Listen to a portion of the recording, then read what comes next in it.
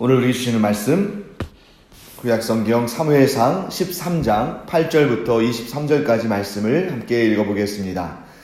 사울은 사무엘이 정한 기한대로 이레 동안을 기다렸으나 사무엘이 길갈로 오지 아니하매 백성이 사울에게서 흩어지는지라. 사울이 이르되 번제와 화목제물을 이리로 가져오라 하여 번제를 드렸더니 번제 드리기를 마치자 사무엘이 온지라. 사울이 나가 맞으며 문안하매 사무엘이 이르되 왕이 행하신 것이 무엇이냐 하니 사울이 이르되 백성은 내게서 흩어지고 당신은 정한 날 안에 오지 아니하고 블레셋 사람은 믹마스에 모였음을 내가 보았으므로 이에 내가 이르기를 블레셋 사람들이 나를 치러 길갈로 내려오겠거늘 내가 여호와께 은혜를 간구하지 못하였다 하고 부득이하여 번제를 드렸나이다 하니라.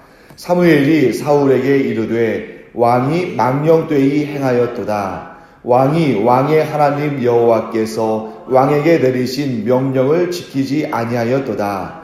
그리하였더라면 여호와께서 이스라엘 위에 왕의 나라를 영원히 세우셨을 것이거늘 지금은 왕의 나라가 길지 못할 것이라. 여호와께서 왕에게 명령하신 바를 왕이 지키지 아니하였으므로 여호와께서 그의 마음에 맞는 사람을 구하여 여호와께서 그를 그의 백성의 지도자로 삼으셨느니라 하고 사무엘이 일어나 길갈에서 떠나 베냐민 기브아로 올라가니라. 사울이 자기와 함께한 백성의 수를 세어보니 600명 가량이라. 사울과 그의 아들 요나단과 그들과 함께한 백성은 베냐민 게바에 있고 블레셋 사람들은 믹마스에 진쳤더니 노략군들이 세대로 블레셋 사람들의 진영에서 나와서 한 대는 오브라 길을 따라서 수알 땅에 이르렀고 한 대는 베토른 길로 향하였고 한 대는 광야 쪽으로 스보임 골짜기가 내려다 보이는 지역 길로 향하였더라. 그때에 이스라엘 온 땅에 철공이 없었으니 이는 블레셋 사람들이 말하기를 히브리 사람이 칼이나 창을 만들까 두렵다 하였음이라. 온 이스라엘 사람들이 각기 보습이나 삽이나 도끼나 괭이를 벼리려면 블레셋 사람들에게로 내려갔었는데 곧 그들이 괭이나 삽이나 쇠스랑이나 도끼나 쇠채찍이 무딜 때에 그리하였으므로 싸우는 날에 사울과 요나단과 함께한 백성의 손에는 칼이나 창이 없고 오직 사울과 그의 아들 요나단에게만 있었더라.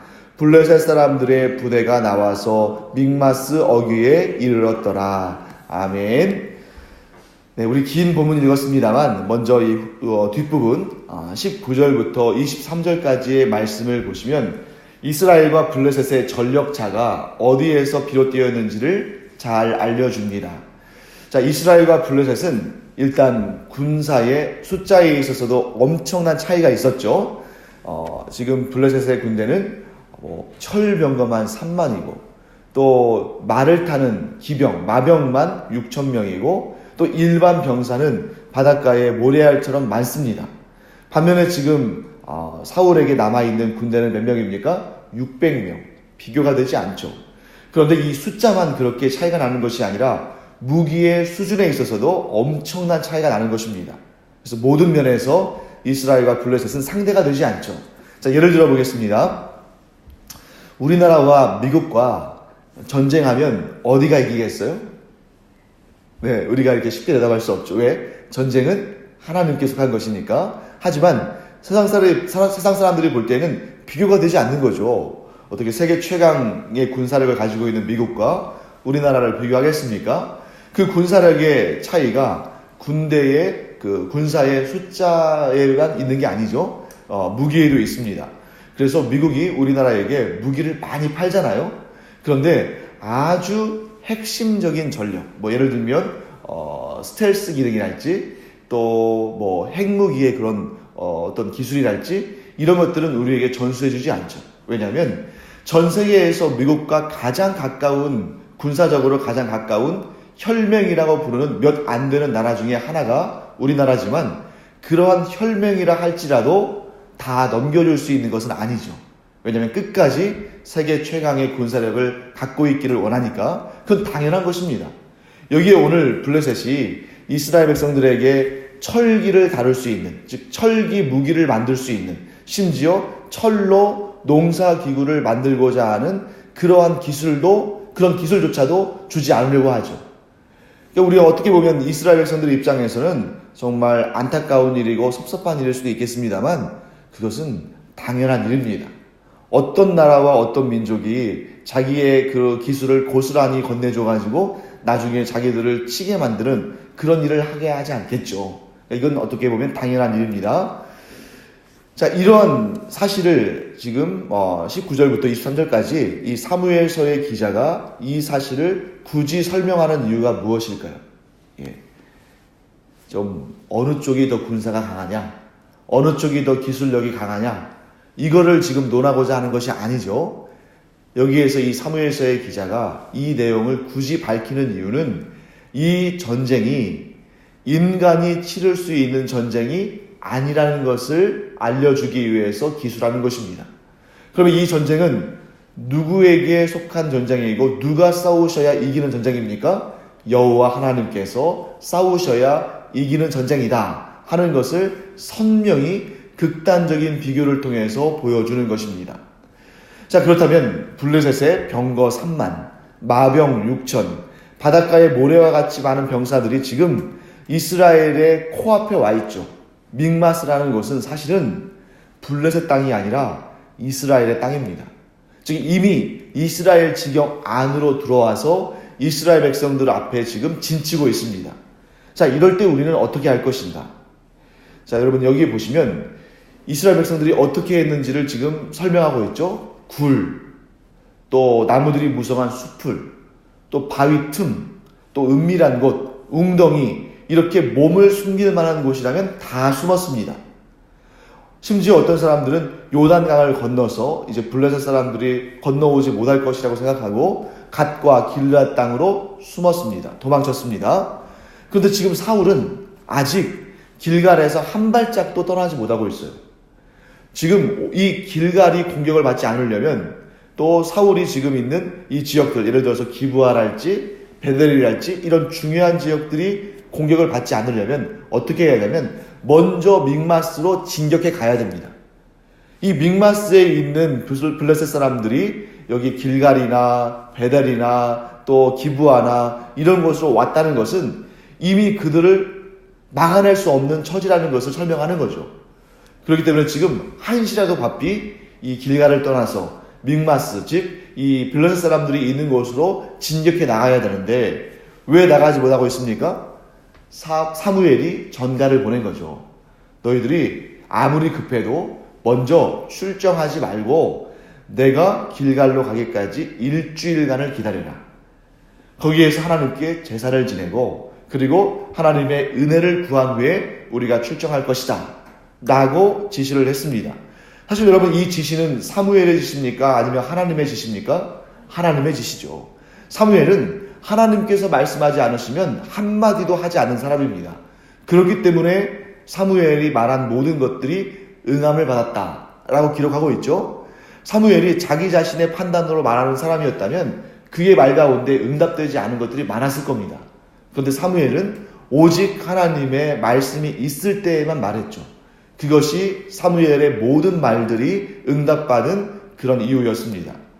그런데 너무 안타까운 일이 생기고 말았죠. 약속된 일주일의 시간이 지났습니다. 그런데 사무엘이 오지 않고 있습니다. 그런데 이 말은 사울의 말이지 사실과는 다릅니다.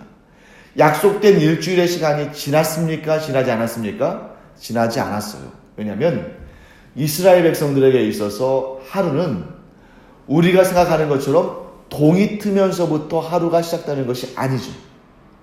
이스라엘 사람들에게 있어서 하루는 언제 시작됩니까? 해가 지면서 시작하는 거예요.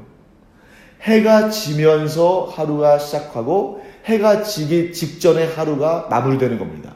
그렇기 때문에 지금 이 시점은 약속한 일주일의 그 기한 가운데 아직 해가 지지 않았습니다. 아직 해가 지지 않았다는 것은 약속된 일주일의 시간이 지났다는 것입니까? 지나지 않았다는 것입니까? 지나지 않았다는 거죠. 여기에서 우리는 단지 지금 몇 분 차이, 몇 시간 혹은 몇 분 차이인데 여기에서 아주 중요한 교훈을 우리가 얻어야 됩니다. 그것이 뭐냐면 사울이 단 몇 시간만 혹은 단 몇 분만 기다렸더라면 좋았을 텐데 아니라 다를까 이 사울이 그 신하들에게 번제물과 화목제물을 가져오라 해가지고 번제와 화목제를 드렸죠. 그리고 나서 이 제사를 드리자마자 그것을 기다리기라도 한 것처럼 누가 도착했습니까? 사무엘이 도착했습니다. 물론 사울은 이렇게 변명할 수 있을 것입니다. 사무엘 당신이 더디 오셨기 때문에 우리가 지금 당장이라도 전쟁에 나가야 되는데 당신이 더디 오시니까 이 군사에 지원한 이 백성들이 내게에서 흩어지고 지금 떠나고 블레셋 군대는 믹마스에 모여서 지금 당장이라도 출정을 할 만한 전쟁이 시작될 만한 그런 상황인데 당신은 오지 않고 나는 하나님께 은혜를 간구해야겠고 그래서 어쩔 수 없이 번제를 드렸습니다 라고 변명할 수 있을 겁니다. 하지만 여러분 모든 인간에게는 항상 변명이 있습니다. 모든 인간들에게는 항상 변명거리가 있죠. 그래서 우리 조상들이 이런 속담도 만들었잖아요. 핑계 없는 무덤 없다고.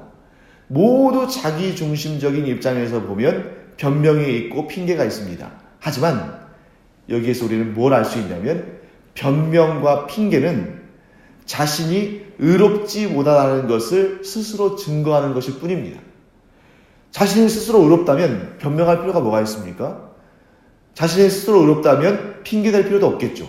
그러니까 사울이 지금 이렇게 구구절절히 변명하는 것은 자신이 의롭지 못하기 때문에 이렇게 얘기하는 겁니다. 자신이 의로웠다면 그 의로움을 사무엘이 모를 리가 없겠죠. 여기에서 지금 사울의 변명은 사실은 자신이 죄를 지었다는 것을 스스로 증거하는 것인데 그 죄가 무엇이냐? 우리가 한번 살펴보겠습니다. 가장 단순하게 사울이 지은 죄는 하나님의 명령을 지키지 않은 것입니다.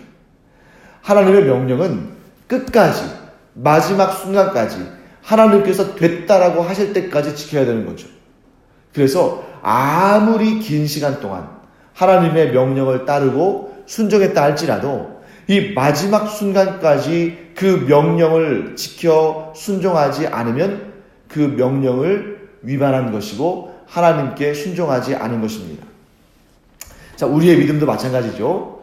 우리가 아무리 열심히 신앙생활하고 아무리 하나님의 말씀에 합당한 삶을 살고 아무리 하나님의 명령을 준행했다 할지라도 우리의 인생의 마지막 순간에 그 마지막 순간에 하나님을 믿고 섬기는 삶을 살고 있지 않다면 신앙생활을 했다고 말할 수 없다는 겁니다. 이게 참 무서운 거죠. 하나님의 은혜와 자비와 긍휼은 크시기 때문에 여러분 우리 그리스도인들이 가지고 있는 믿음의 핵심이 무엇입니까? 우리가 언제든 우리의 죄에 대해서 자복하고 회개하면 하나님은 다시 시작할 수 있는 은혜를 주시죠. 하나님은 우리가 언제든 회개하면 그 예수 그리스도의 보혈의 공로에 의지해서 하나님 앞에 회개하면 반드시 용서하여 주시고 다시 시작할 수 있는 은혜를 주십니다. 그런데 문제는 뭐냐면 우리가 마지막 순간이 언제인지를 알지 못한다는 겁니다.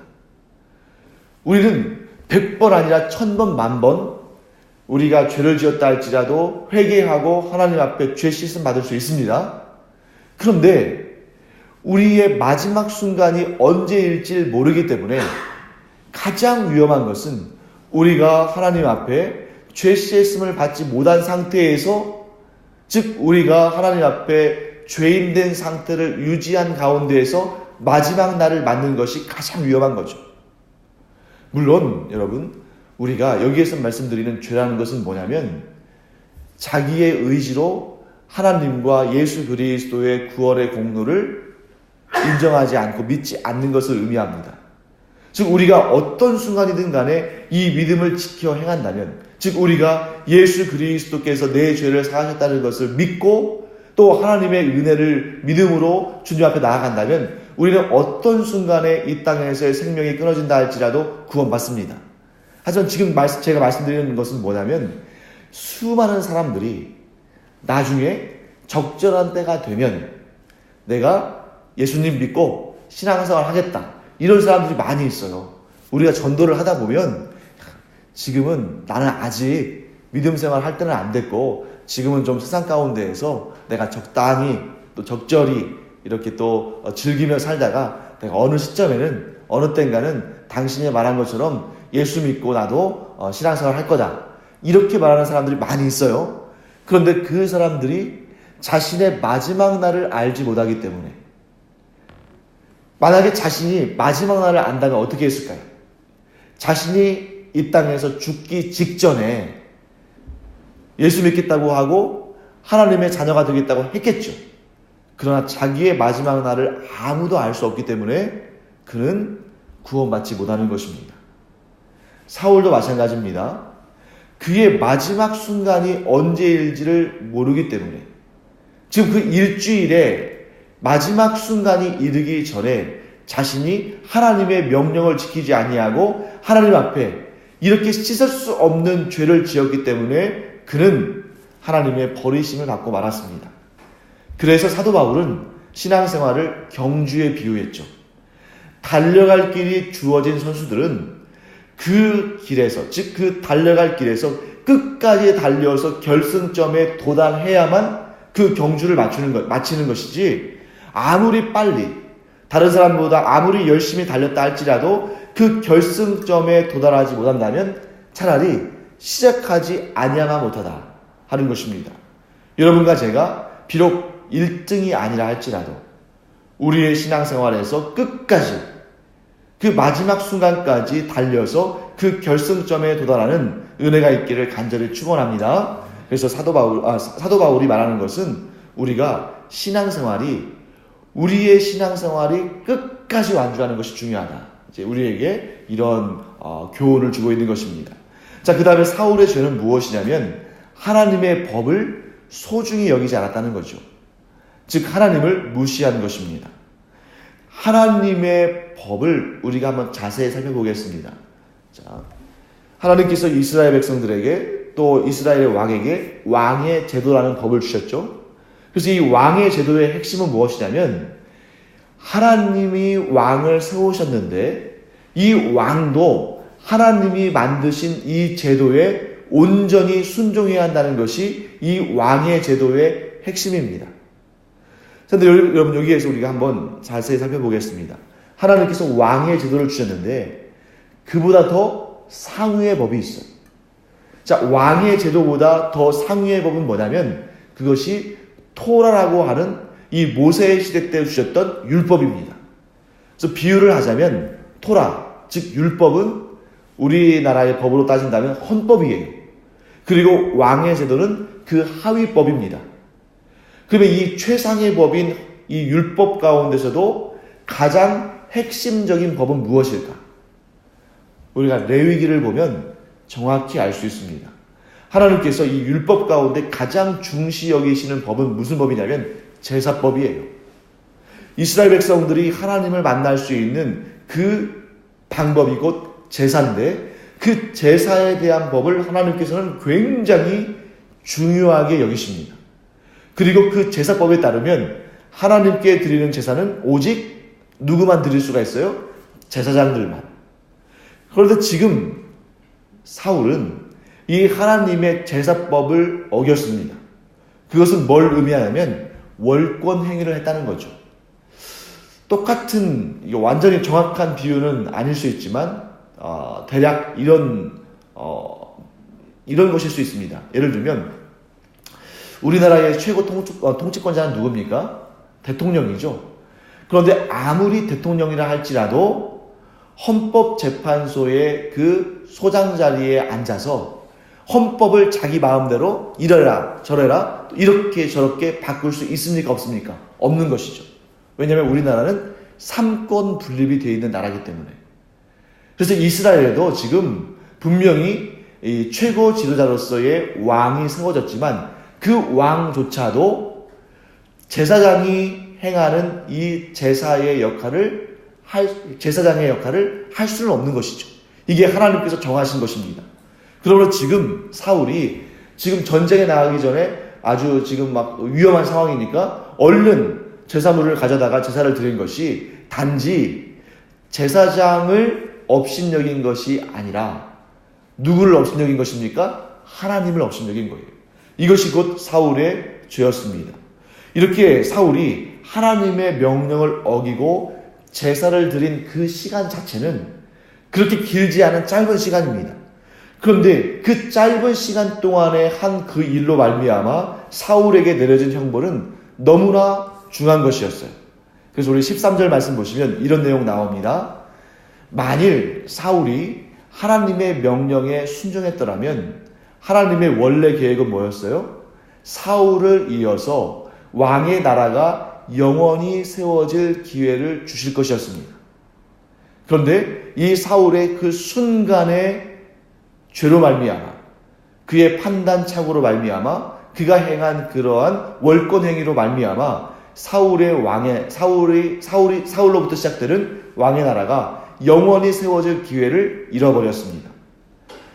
자, 그 다음에 두 번째는 무엇입니까? 사울왕 자신의 14절 말씀이죠. 사울왕 자신의 다스림, 그 치세도 길지 못할 것이다 라고 말합니다. 여러분, 사실 사울왕의 통치 기간은 결코 짧은 편이 아닙니다.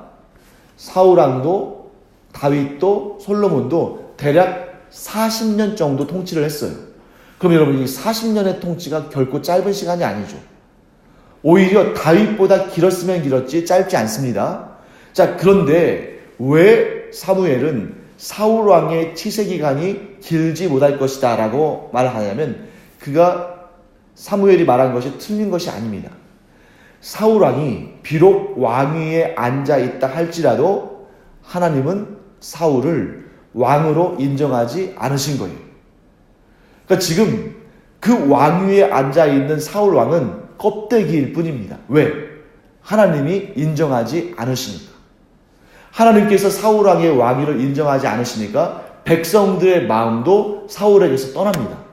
그래서 여러분 잘 아시죠? 이스라엘 백성들이 뭐라고 노래 부릅니까? 사울은 천천히요, 다윗은 만만이다. 여러분, 여기서 천천히다, 만만이다, 이게 무슨 뜻이냐면 천 더하기 천, 만 더하기 만 이런 뜻이 아니라 천 곱하기 천, 만 곱하기 만, 이 정도를 의미하는 거예요.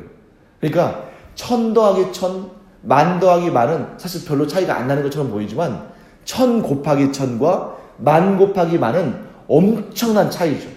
덧셈과 곱셈은 비교가 되지 않는 거잖아요. 그렇기 때문에 백성들의 마음도, 즉 사울이 아직 왕의 자리에 앉아있지만 백성들의 마음도 이미 누구에게 기울어집니까? 다윗에게. 그러니까 겉껍데기만 갖고 있는 거예요, 사울은. 그것을 두고 지금 뭐라고 말합니까? 사울 왕의 치사가 길지 못할 것이다 라고 말하는 것입니다. 그리고 이제 더 중요한 것은 그 다음입니다. 14절 말씀 보시면 하나님은 이미 그의 마음에 맞는 사람을 구해서 백성의 지도자로 어떻게 하셨어요? 삼으셨다 하는 겁니다. 그럼 여기에서 우리가 주의할 부분은 뭐냐면 백성의 지도자로 삼으셨다 했을 때 이 삼으셨다라는 이 동사의 시제가 과거형이라는 거예요. 즉 사울이 하나님의 말씀을 어겼기 때문에 너의 통치 기간이 끝난 다음에 새로운 왕을 세우기 위해서 하나님께서 계획 중이시다. 나중에 하나님께서 새로운 지도자를 세우실 것이다 라고 미래형으로 되어 있지 않다는 겁니다. 이미 하나님은 언제 새로운 지도자를 세우셨냐면 언제일까요? 사울이 하나님의 말씀을 어기고자 하는 그런 마음을 품었을 때 이미 하나님은 새로운 지도자를 삼으셨다는 거예요. 제가 이제 주일 예배 설교를 이렇게 준비하면서 이 본문과 굉장히 닿는 부분들이 많다는 걸 느꼈습니다. 이게 뭐냐면 이제 돌아오는 주일날 우리가 간음에 대해서 배우거든요. 간음죄에 대해서. 예수님께서 간음에 대해서 설명해 주시면서 너희들이 육신적으로 간음을 행한 것만이 간음이 아니다. 너희들이 그 음욕을 품은 눈으로 이성을 보는 순간에 이미 가능한 것이다 라고 과거 형태로 말씀하셔요. 마찬가지입니다. 사울이 제사를 드리는 그 순간, 하나님의 명령을 어기고 스스로 제사를 드리는 그 순간 하나님의 마음이 떠나고 백성의 새로운 지도자를 세우시려고 마음을 먹으신 것이 아니고, 이미 사울이 하나님의 명령을 어기고자 하는 마음을 가진 그 순간 이미 하나님의 마음은 사울에게서 떠나고 백성의 새로운 지도자를 삼으셨다. 하나님의 마음에 맞는 사람을 이미 삼으셨다는 거죠. 그 사람이 누굽니까? 바로 다윗입니다. 우리는 이 말씀을 한편으로는 우리를 향한 경고의 말씀으로 들어야 되고, 한편으로는 우리를 향한 소망의 말씀으로 들어야 됩니다. 왜냐하면 왜 경고의 말씀이에요? 우리의 마음의 중심을 보시는 하나님께서 우리가 마음속으로 이미 죄의 소욕을 품은 그 순간 우리를 죄인이라고 말씀하시는 것입니다. 그렇기 때문에 우리는 우리의 마음을 다스려야 되는 거예요. 그런데 이 말씀이 또한 우리에게 소망이 되는 이유는 뭐냐면, 자, 여러분과 제가 지금 이 기도하는 자리에 왔잖아요. 이 기도하는 자리에서 우리가 열심히 기도합니다. 그런데 우리가 기도하면서도 때로는 실망하기도 하고 때로는 힘이 빠지는 이유가 뭐냐면, 내가 기도했을 때에 그 기도의 응답이 즉각적으로 이루어지지 않은 것처럼 보이기 때문에 우리가 어느 때는 힘이 빠지고 어느 때는 실망하기도 합니다. 근데 오늘 이 말씀을 우리의 기도의 생활에도 적용할 수가 있어요. 우리가 간절히 하나님께 기도할 때에 하나님은 이미 응답하셨다는 거예요. 그러니까 어떤 분들은 이렇게 생각할 겁니다. 아니, 지금 내가 기도하고 나서 응답받지 못한 상태인데 무슨 이미 응답하셨다고 하는가? 여러분, 지금 하나님께서 사무엘을 통해서 사울에게 이 말씀하실 때에 사울은 다윗이라는 존재를 알지도 못했고 또 그 이름을 알지도 못하고 그 얼굴을 본 적도 없습니다. 하지만 이미 하나님은 그 어린 다윗을 이스라엘의 새로운 왕으로 삼으실 것입니까? 아니면 삼으셨습니까? 삼으셨다는 거예요. 즉 우리가 이 자리에서 기도할 때에 우리의 기도의 응답이 다윗처럼 우리 눈에 보이지 아니하고 또 우리가 그 현실을 붙잡지 않은 상태지만 이미 우리가 보지 못하고 우리가 알지 못하지만 하나님의 응답은 이미 이루어져 있는 것입니다. 단지 우리 눈에 보이지 않을 뿐이지. 그래서 여러분과 제가 이 말씀을 붙들고 항상 소망의 마음으로 기도하기를 원합니다. 하나님은 이미 우리의 마음을 보셨고 우리의 간절한 기도에 응답하셔서 우리 눈에 보이지는 않지만 우리가 아직 알지는 못하지만 이 세상 가운데 어디에선가 하나님의 응답이 싹터 있고 이미 그 열매가 맺혀 있는 그러한 역사를 이루시는 분인 줄로 믿습니다. 그래서 하나님께서 어떤 모양으로 내게 응답의 열매를 보여주실까? 분명히 내가 기도할 때, 아니 기도의 마음을 품었을 때에 하나님의 응답은 이미 시작되었는데 어디에서 이 응답을 보게 될까? 어디에서 하나님의 그 응답을 만나게 될까? 누구를 통해서 그 열매를 건네받게 될까? 나중에 이루어지는 것이 아니라 이미 이루어져 있을 그 기도의 응답을 언제 만나게 될까? 기대하며 소망하는 여러분과 제가 되기를 간절히 축원합니다. 기도하겠습니다. 하나님, 주님의 은혜를 감사드립니다. 하나님은 이미 마음에 품고 기도하는 그때에 이미 하나님께서 응답하신 줄을 믿습니다. 단지 저희가 그것을 언제 만날지, 누구를 통해 만날지, 어떤 모습으로 만날지 알지 못하기 때문에 때로는 마음이 조급하기도 하고 조바심이 나기도 하지만 하나님을 믿고 신뢰하기 까닭에 이미 응답된 그 열매를 속히 볼 것을 가지고 기대하며 소망하는 저희들 되게 하여 주시옵소서. 감사드리며 예수님의 이름으로 축복하며 기도합니다. 아멘. 이제는 우리 주 예수 그리스도의 은혜와 하나님 아버지의 크고도 넓으신 사랑과 성령의 감동, 감화, 위로, 교통하심이 이 시간 기도하였고 그 기도의 응답이 이미 이루어졌고 그것을 만나기를 소망하며 기대하는 주님의 사랑하시는 기도자들 위에 이제로부터 영원토록 함께 있을지어다. 아멘. 이 시간 우리 간절한 심령으로 기도할 때에 이미 응답되었음을 믿고 그 응답을 만날 날을 소망하고 기대하면서 기도하는 여러분과 제가 되기를 축원합니다. 기도하겠습니다.